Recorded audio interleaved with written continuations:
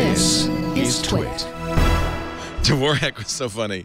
He was saying, "There's a new fascist salute, Apple Watch," and yeah, see, yeah, the Apple Watchers, yep, we're all doing it.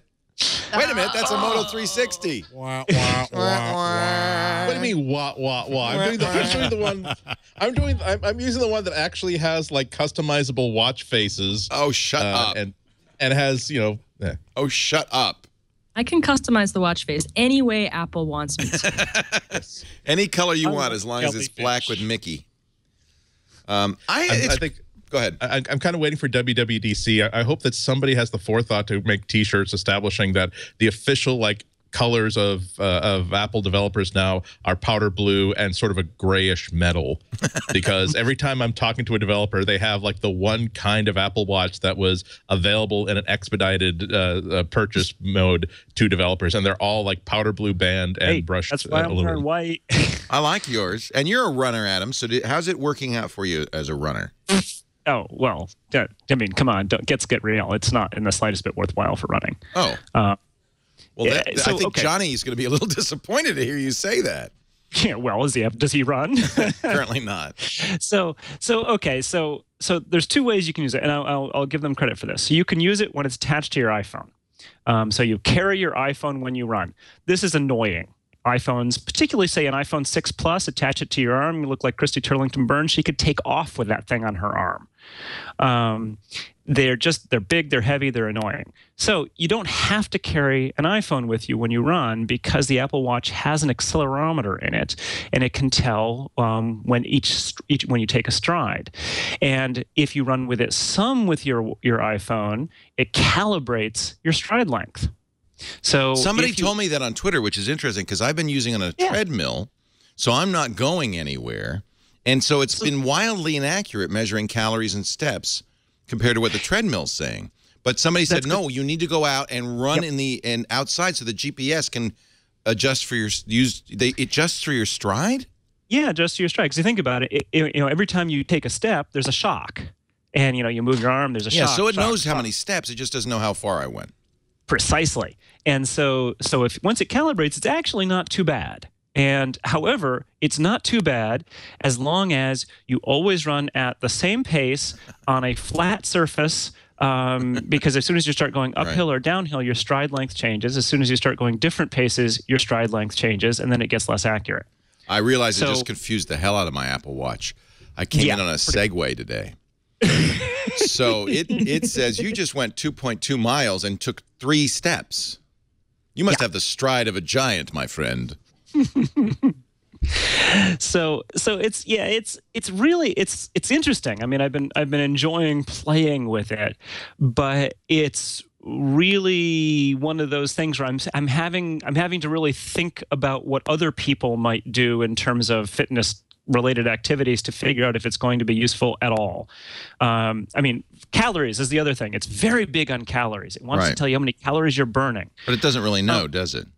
Well, let's assume for the purposes of argument, I don't know, did you see that video that Apple did with where they had people hooked up to oxygen masks and all that? Let's assume that it's actually pretty good at calculating that, although I'm dubious about that because how fit you are determines how many calories you burn for the same exercise. I burn many fewer than someone who doesn't run at all. Do they ask your age, your weight? Yes. They do. Yeah, so age, weight, and height. Age, weight, height, and gender. Okay, so it does at least set itself up that way. But here's the thing. What difference does it make? So I went for a run today. According to the Apple Watch, I burned 567 calories. Yeah. What does that mean? Right. And before people say, well, that means you could eat 567 more calories, I don't think that has any meaning either, because how many calories are in different macronutrients, protein, fat, and carbohydrates, you don't process them 100%. So if you eat 2,000 calories of Haagen-Dazs, that doesn't mean you're going to process 2,000 calories. Well, but that's true of anything. That's not an Apple Watch issue. Oh, not at all. But it's more that the Apple Watch is focusing on calories as this primary measurement. Not a good choice. I see. Without any, I won't say any science behind it, because I'm sure there's some science behind it, but I'm trying to figure out what the takeaway is for someone. I mean, all I can really come up with is more calories is better. You know, if you burn more calories, that's good. But it's not something you can plan on. You know, it's like, well, if I burn 300 calories, that's going to make some difference as opposed to if I burn 250 calories. So I rode yesterday, and it says I rode for half an hour indoor rowing, and it says 319 calories, which is, you know, it's like if you looked it up in a book, you'd see that, you know, although that seems like a lot for half an hour, actually. I don't know if I got... But you know, I had there was a package of M&Ms I had on the plane the other day that claimed it was 250 calories. Right. Oh, like, so is there a connection there? No, I don't think there's a they're connection not related, there. are they? Yeah. Right. So why are we bothering with this measurement at all then?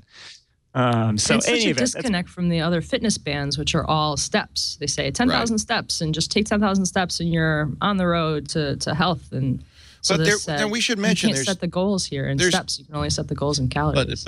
But it's kind of it's at least viable in that I'm thinking of the line from The Hitchhiker's Guide to the Galaxy, where in the actual book, The Hitchhiker's Guide, where it's inaccurate, at least it's definitively inaccurate. So I mean, so long as you definitive and consistent. It's like even if your bathroom scale is off by like 4.5 pounds, it will still tell you that you're heavier today than the day before. Yeah. And so if it's at least consistently inconsistent, by saying that I'm lowballing you in your number of steps by a consistent factor every single day, it'll still help me understand how much I'm moving or not moving on a day-to-day and then a week-by-week basis. It's when you get accumulation of data that these things really pay off. I want to point out for people who are new to the watch that there are actually, with the watch, come two different fitness applications. The calorie measurement and things like measuring your distance running and stuff is the workout app, which you actually have to launch.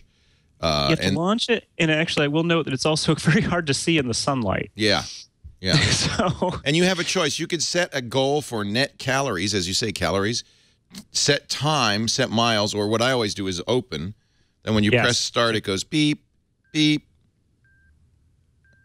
And now I'm running. Now here's the other thing you run into. By the way, the other thing that's cool is it pings you every mile, which is kind of neat. Right? Yeah, standard in all running watches. Oh, it is. Yes. Oh, never mind. Yeah, the other thing that's annoying actually is that you can't see all your metrics on one screen. Right. So if you're running, you want to see your distance, your time, and your pace. I mean, you don't want to see calories because calories completely irrelevant to running. But you know, beats per minute, your height rate possibly, but you can't customize those screens. So you can choose a little bit of what shows. You can get. Sometimes you can get two of them showing. You can get, I think, elapsed time and one of the others, or possibly elapsed distance in one of the others. But again, it's, you know, for what you might want to see, you actually have to like interact with it while you're running, which is just kind of difficult. Yeah, and of course you have to interact with the touch screen. Most running watches, you can just reach over and press a button without looking at it. So you don't have to be trying to manage the little touchscreen interface. So what you're saying is this does not compare with dedicated runners' watches, like the new Garmin, which just came out, which does heart rate built into the watch. Not in the slightest. I run with a Garmin 620. Tanya just got a Garmin Vivo Active, and they just work way, way better.